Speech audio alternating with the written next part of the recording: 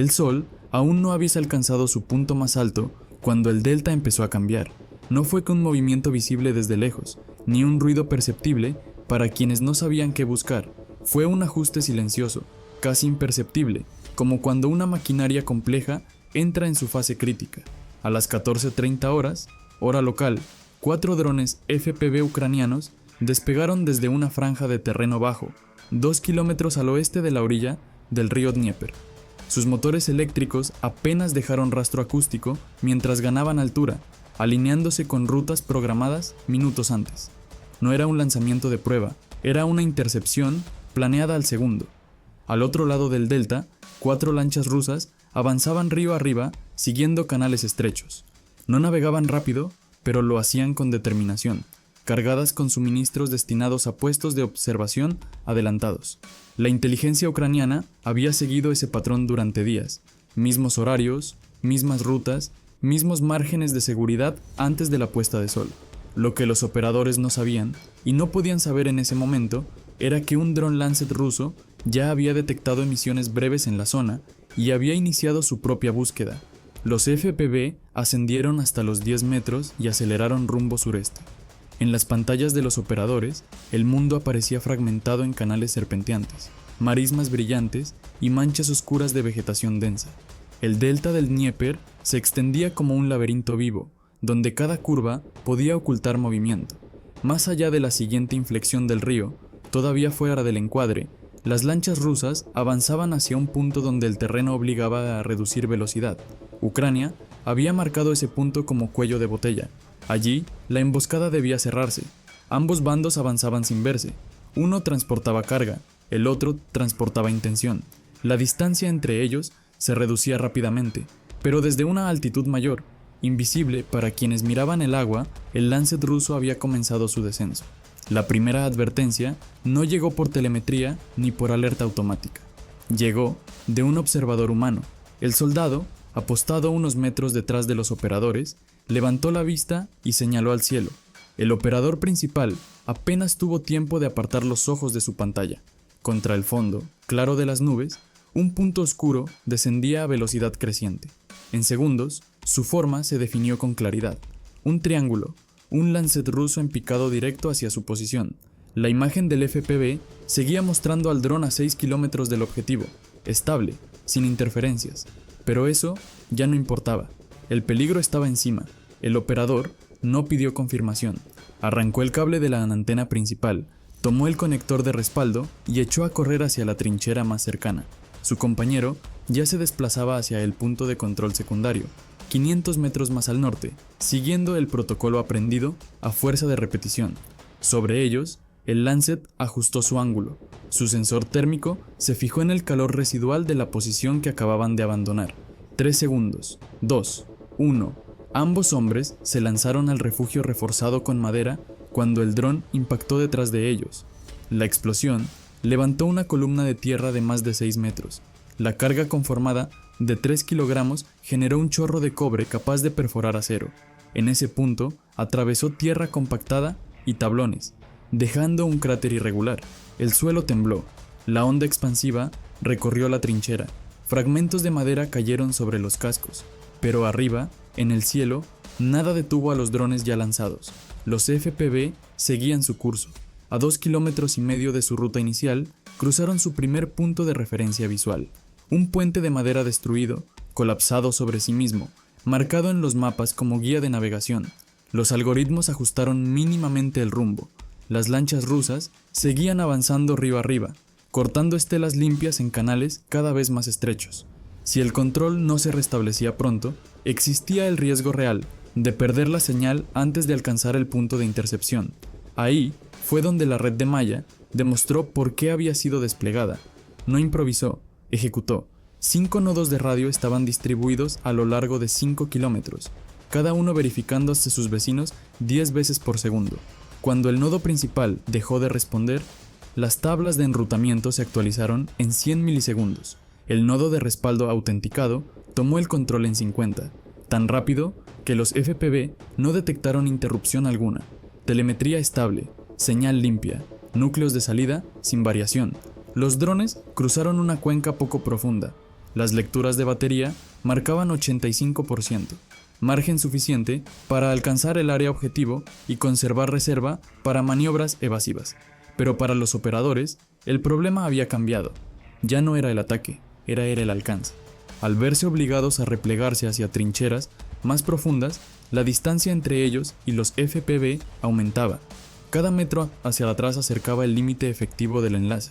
A 6 kilómetros, la degradación de señal comenzaría, y el Delta no ofrecía puntos altos. El equipo de respaldo recibió la orden sin necesidad de palabras. Tenían que avanzar hacia el río, aún sabiendo que ese era el movimiento que Rusia se esperaría. Tomaron baterías adicionales, analizadores de espectro y antenas nuevas, y comenzaron a desplazarse hacia el este por trincheras en zigzag excavadas en el barro húmedo. El tiempo de respuesta ruso ante un nodo confirmado era de 3 minutos. Ya habían sobrevivido a un Lancet. El siguiente paso habitual sería fuego indirecto o un segundo dron. No podían quedarse quietos. Mientras tanto, los FPV alcanzaron su segundo punto de referencia, un grupo de cabañas de pesca colapsadas que marcaban la entrada a un entramado de canales hacia el sur. El día anterior, las lanchas rusas habían utilizado la ruta norte. Hoy, las cámaras no mostraban actividad allí. Los rusos habían cambiado su eje 3 kilómetros al sur, obligando a los drones a extender la búsqueda dentro del delta. Ese cambio generó efectos en cascada. Ampliar la búsqueda significaba mantener el ritmo en tierra. El equipo de respaldo avanzó de nuevo, deslizándose entre montículos de barro, manteniendo perfiles bajos. El analizador de espectro aún no mostraba emisiones rusas. Sabían que no duraría. Los rusos también vigilaban esos accesos. Tras un impacto de Lancet, esperarían que los operadores se movieran hacia el agua. Era un patrón explotado, repetidamente. A 800 metros del río, el segundo equipo alcanzó una posición apenas elevada, 60 centímetros sobre el terreno. Ofrecía línea de vista limpia, pero casi ninguna cobertura. Se dejaron caer detrás de ella, reconectaron antenas y ajustaron frecuencias. La calidad de video volvió a ser total justo a tiempo. Delante de ellos, los FPV entraban en los canales exteriores del delta. Las baterías marcaban 65%. La geometría del río empezaba a coincidir con las superposiciones del mapa. La marisma se transformaba en corredores estrechos, donde las lanchas se verían obligadas a reducir velocidad. El cuello de botella aún estaba a 1 kilómetro. Entonces, un sonido seco cruzó el agua. Un disparo, un francotirador. El primer proyectil pasó alto. El segundo no prometía de fallar. 600 metros de agua abierta le daban todas las ventajas, sin viento apreciable, sin distorsión térmica, sin obstáculos. El segundo disparo pasó lo suficientemente cerca como para sentir la onda de presión. El observador se incorporó apenas lo necesario. Exposición mínima. El telémetro láser devolvió la distancia con un error de 1 metro. Elevación, inclinación, rumbo. Con el mapa sujeto al antebrazo, obtuvo una cuadrícula de 10 dígitos. Su compañero ya transmitía por radio encriptada a Kazán. Cuadrícula. Descripción. Advertencia de peligro cercano. Solicitud de supresión inmediata. 600 metros entraban en esa categoría. Cualquier error podía ser fatal. 3 oficiales verificaron la solución de tiro. Se comprobó la temperatura de la pólvora. Se revisó el desgaste del cañón. El ángulo debía ser exacto. El centro de detección introdujo los datos en el sistema digital, que calculó la solución completa. El observador sabía que aún faltaba lo más peligroso. Corregir. La de la artillería medía en mils, 6.400 por círculo. 1 mil, 1 metro hacia 1 kilómetro. Matemáticas simples bajo fuego real. La solución exigía 289 mils de elevación y 3.426 de deflexión. El tubo se alzó. El comandante dio la orden. Un proyectil M795 de 155 milímetros salió del cañón a 827 metros por segundo. 47 segundos de vuelo. El francotirador disparó otra vez.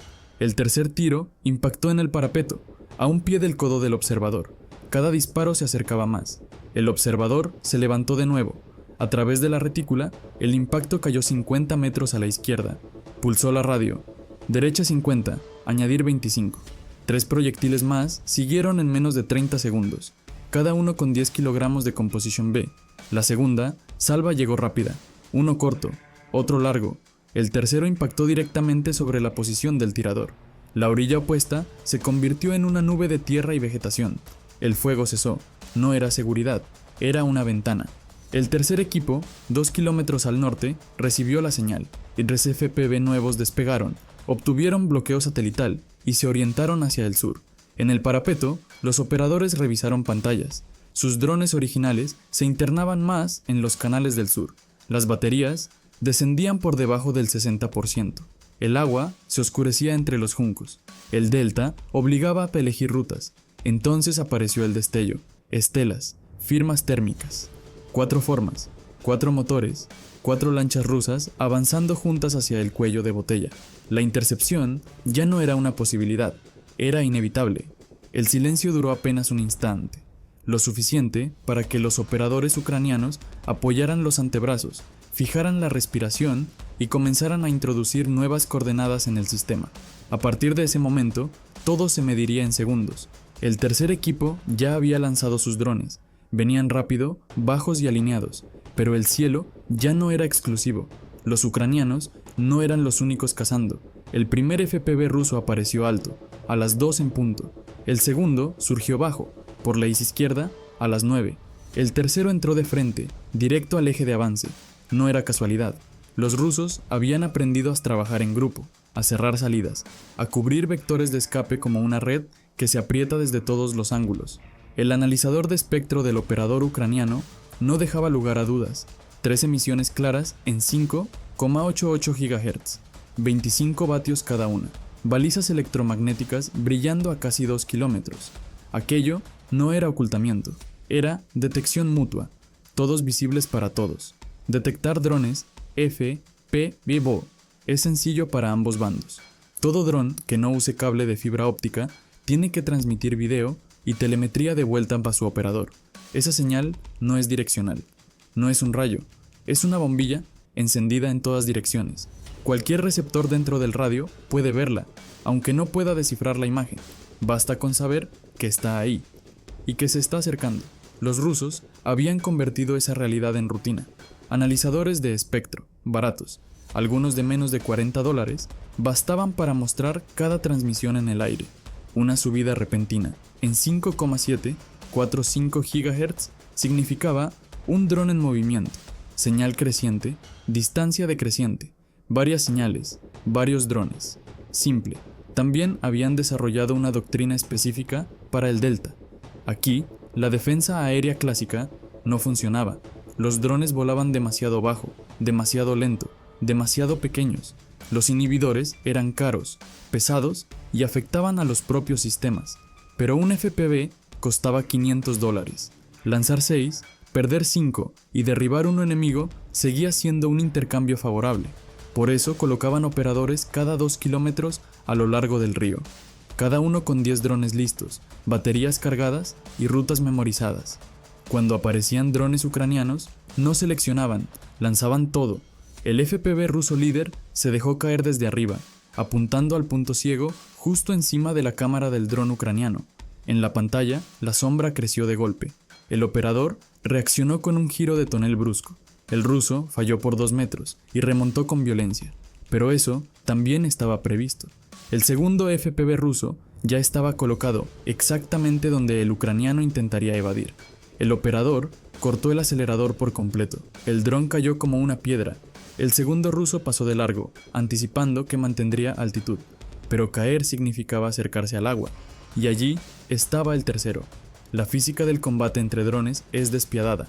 Ambos intentan golpear un objetivo del tamaño de una caja de pizza mientras se mueven a más de 100 km por hora. El tiempo de reacción humano ronda los 250 milisegundos. La latencia del video añade otros 50. Para cuando ves, decides y ejecutas, tu dron ya avanzó 8 metros. El otro también.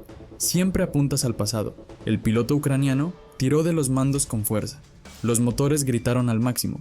El dron subió justo lo suficiente para esquivar al tercer FPV ruso, que intentó interceptarlo desde abajo. Ahora, los 3 drones rusos quedaban bajo él, obligados a subir contra la gravedad, mientras él podía picar usando la gravedad a su favor. Giró hacia el sol. Sabía que las cámaras se lavarían con el resplandor. No buscaba ocultarse, buscaba segundos. Pero más drones rusos estaban despegando. En la pantalla aparecían puntos nuevos elevándose desde posiciones ocultas. 4, 5, 6. Convergían sin necesidad de coordinación perfecta. No tenían que ser precisos, solo numerosos. Tarde o temprano, uno acertaría. Los ataques de embestida no solo buscaban impactos, buscaban desgaste. Cada maniobra evasiva consumía batería. Cada segundo esquivando era un segundo perdido para la misión principal.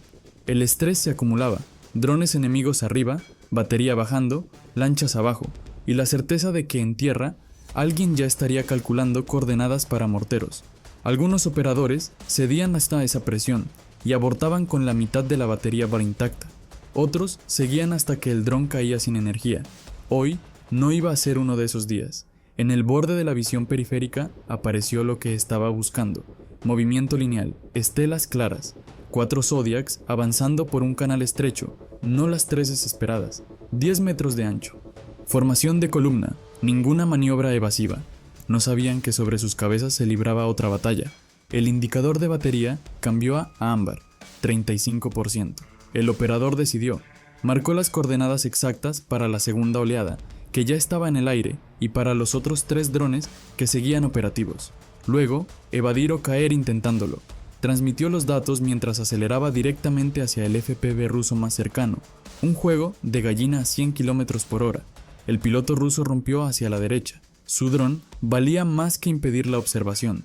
El FPV ucraniano mantuvo el bloqueo sobre las Zodiacs hasta que la batería cayó al 20%. Luego, descendió sin control y desapareció en la marisma, irrecuperable. Las lanchas rusas recibieron la advertencia de sus propios operadores, drones ucranianos encima. Se separaron hacia distintos canales para complicar los ataques. No fue suficiente. 3 FPV ucranianos nuevos llegaron desde el norte a velocidad de ataque y se unieron a los otros 3. Se separaron, cada uno eligiendo un ángulo distinto. La Zodiac líder recibió un impacto directo en la línea de flotación, justo donde los tubos se unen al casco rígido. 300 gramos de RDX generaron una sobrepresión brutal. Los tubos, diseñados para soportar apenas una fracción de eso, se abrieron a lo largo de las costuras. La lancha se detuvo en seco. La segunda intentó girar hacia un lecho de juncos, pero una Zodiac necesita espacio para maniobrar. En un canal tan estrecho, no lo tenía. El FPV ajustó la trayectoria y golpeó la popa. La propulsión quedó inutilizada. La tercera buscó refugio en la vegetación. No llegó. El impacto la alcanzó antes de tocar los juncos. La cuarta encalló entre plantas altas. Su tripulación creyó que, sin línea visual, estaba a salvo, pero las cámaras térmicas no entienden de ocultación visual. 3 firmas humanas agrupadas alrededor de un motor caliente brillaban contra el entorno frío. Los drones restantes se turnaron, lanzaron granadas una tras otra. No estaban diseñadas para hundir lanchas, eran armas antipersonal. Pero bastaron. La Zodiac terminó convertida en restos humeantes en la marisma.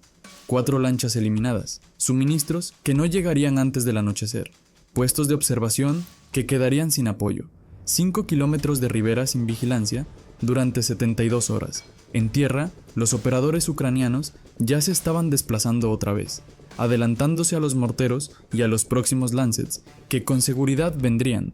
Mañana, los rusos probarían otra táctica. Mañana, los ucranianos volverían a estar listos.